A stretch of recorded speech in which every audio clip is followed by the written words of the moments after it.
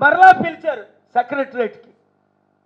ఓపెన్గా జనవరి 29ని మరలా పిలిచారు. నిన్న అసెంబ్లీకి ఎందుకు తమ్ముడు, నేను వస్తే బాగోదు, కాంట్రవర్సీ అవుద్దంటే, లేదండి మీరు వస్తేనే శాంతి.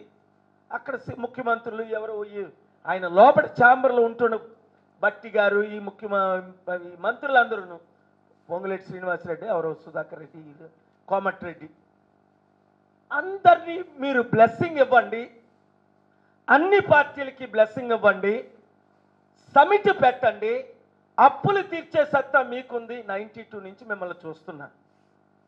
ఆయన చిన్ననాటి వయసులో కాలేజీలో ఉన్నప్పటి నుండి నా శాంతి సభలు, నా సమిట్లు చూస్తున్నారు. అందుకనే 16 ముఖ్యమంత్రుల్లో ద బెస్ట్ సీఎం 2 నెలల్లో. డబ్బులు లేవు తెలంగాణలో, 7 లక్షల కోట్ల అప్పు. నేను హోప్ ఇచ్చా, తమ్ముడు అప్పులు తీర్చేద్దాం. చూడండి ఇప్పుడు మీరు ఆ సమిట్ ద్వారా ఇప్పటికే ఏ సమిట్లు లేకుంటే 700 కంపెనీలు తీసుకొచ్చా. చంద్రబాబు నాయుడు గారు ఎమ్మెల్యే, అందరూ చంద్రబాబు నాయుడికి క్రెడిట్ ఇస్తారు. నాకు అదే బాధగా ఉంది. బాబు చంద్రబాబు నాయుడు గారు మీరు బ్రతుకుంటుండగా ఒకసారి లైవ్లో చెప్పేసండి.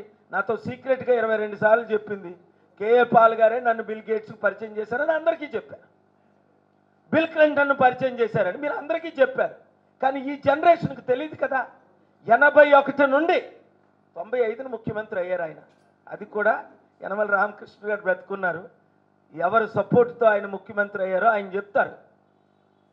బాలయ్య గారు, ఎర్రమనాయుడు గారు లేకపోయినా. నాకు కులాలతో సంబంధం లేదు, పార్టీలతో సంబంధం లేదు. మరి ఇప్పుడెందుకు ప్రజాశాంతి పార్టీ పెట్టాం? ఒకటే ఆన్సర్ దానికి, వీళ్ళందరూ మోదీకి తొత్తులైపోయారు. అందుకనే నేను సిద్ధం అని ముఖ్యమంత్రి గారు అంటే, నేను సిద్ధమే అని పవన్ కళ్యాణ్ తమ్ముడు అంటే, చంద్రబాబు నాయుడు గారిది ఏదో స్లోగన్ ఉంది, మేము సంసిద్ధం అంటే మేము ఎప్పుడో అమ్మేశాం అంటానా? మేము ఎప్పుడో రెడీ అయిపోయాం. నేను ఒకటే మాట అడుగుతున్నాను ఈ ముగ్గురిని, జగన్మోహన్ రెడ్డి గారిని, చంద్రబాబు నాయుడు గారిని, పవన్ కళ్యాణ్ని, తమ్ముడిని, దేనికి మీరు సిద్ధం? ఇప్పటికీ 10 లక్షల కోట్లు అప్పు తెచ్చారు. ఒక పర్సన్కి ఇండియాలో ₹1 కోటి అప్పు అయిపోయింది. అంటే 5 కోట్లు జనాభా ఉంటే మన రాష్ట్రంలో మోదీ గారు చేసిన అప్పు, చంద్రబాబు నాయుడు గారు చేసిన 5 లక్షల కోట్ల అప్పు, జగన్మోహన్ రెడ్డి గారు చేసిన 5 లక్షల కోట్ల అప్పు, వడ్డీ కట్టలేని పరిస్థితి. ఆలోచించండి.